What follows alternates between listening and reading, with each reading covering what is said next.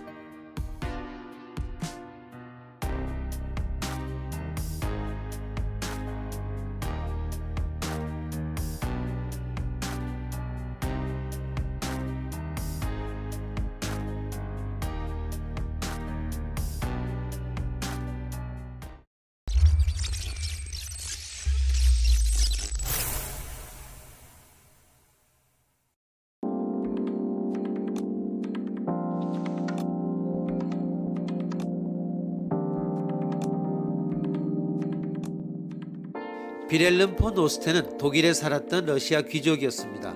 동물의 지적 능력에 관한 흥미로운 이론을 연구하고 있었습니다. 그는 동물이 인간만큼 영리하지 못한 것은 단지 학교에 가지 않아서이기 때문이라고 생각했습니다. 빌헬름 폰 오스테는 자신의 교수 능력에 상당한 자부심을 갖고 있었으므로 자신의 말에게 바로 수학을 가르쳤습니다. 오스텐의 말인 한스는 사칙 연산 등을 발굽을 두드려 답하게 되었습니다. 몇 달이 지나 한스가 정답을 맞추면 오스텐은 칭찬을 해주거나 당근을 상으로 주었습니다. 클레버 한스는 정말 말 중에 천재라도 되는 것처럼 보였습니다.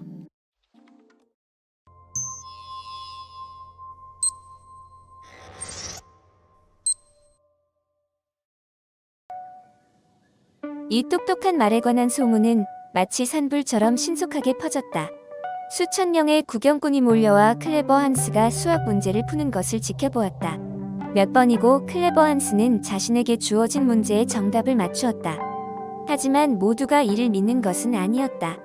한 실험 심리학자는 실험을 해보기로 했다. 먼저 주인인 오스텐이 방에 없게 했는데도 클레버 한스는 문제를 잘 풀어냈다.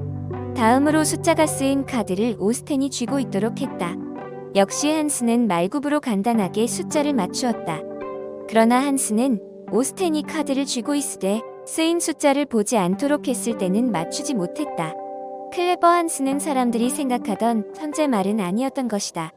클레버 한스가 정말로 수학 문제를 풀 수 있는 것인지를 알아볼 수 있는 다른 실험 방법에는 뭐가 있을까?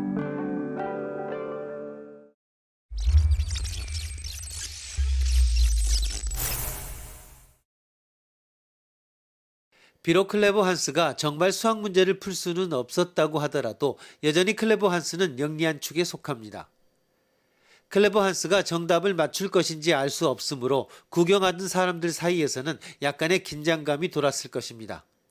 클레버 한스가 발굽을 여러 차례 두드려 정확한 숫자를 맞추자 구경꾼들은 조금 안심했습니다.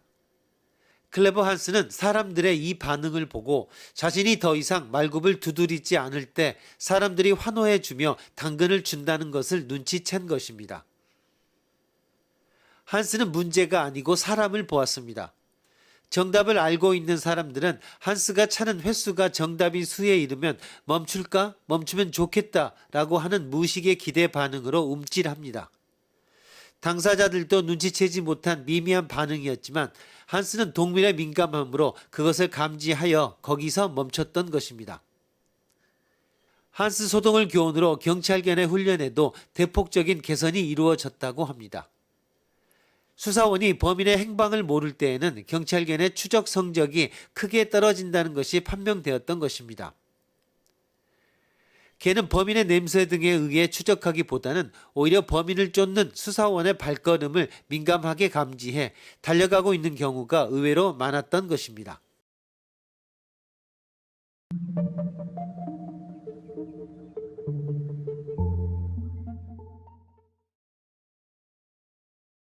클레버 한스 사건은 곧바로 오컴의 면도날을 생각하게 합니다. 철학이나 과학의 가장 기초적인 방법론인 오컴의 면도날은 논리학의 대전제이기도 합니다. 즉 같은 사실을 설명할 수 있는 한 가설의 수는 적은 편이 낫다는 것입니다. 설명에 도움이 되지 않는 불필요한 가설은 면도날로 최대한 제거해 버려라는 의미입니다. 이처럼 특정 이론을 단순화하는 동시에 또한 복수 이론의 비교 기준도 말하고 있습니다. 가설 A, B, C, D를 통해 사실 P를 설명하는 이론 1과 가설 D, E를 통해 사실 P를 설명하는 이론 2가 있다면 이론 2가 더 낫다는 것입니다. 이러한 오컴의 면도날의 정신은 사유경제라 표현되기도 합니다. 같은 설명 능력을 얻는다면 가설의 수가 많은 것보다 적은 쪽이 내외에 좋고 경제적이며 효율적이기 때문입니다.